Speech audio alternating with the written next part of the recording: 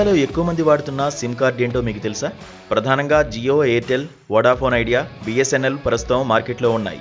వీటిలో ఏ నెట్వర్క్ను ఎక్కువ మంది వాడుతున్నారనేది తెలుసుకోవాలంటే ట్రాయ్ విడుదల చేసే డేటా చూడాల్సిందే. జూలైలో ట్రాయ్ డేటా విడుదల చేసింది. ఇటీవల ప్రతి ఒక్కరి చేతుల్లో స్మార్ట్ ఫోన్ అనేది తప్పనిసరిగా ఉంటుంది. ఫోన్ వాడాలంటే సిమ్ కార్డ్ అనేది తప్పనిసరి. సిమ్ లేకపోతే మీరు ఇంటర్నెట్, కాలింగ్, బ్యాంకింగ్ యాప్స్, అనేక సర్వీసులు పొందలేరు. కొత్త ఫోన్ తీసుకునేటప్పుడే సిమ్ కార్డు లేని వారు కొత్తది తీసుకుంటారు.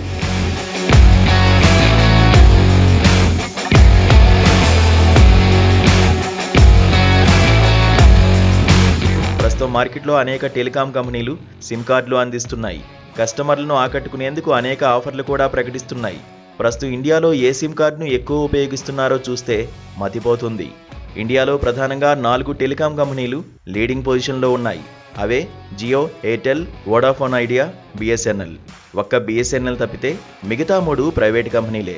ఇండియాలో ఎక్కువ మంది ఏ నెట్వర్క్ను వాడుతున్నారో తెలుసుకోవాలంటే telecom regulatory authority of India విడుదల చేసే నెలవారీ సబ్స్క్రైబర్ల డేటా చూడాలి.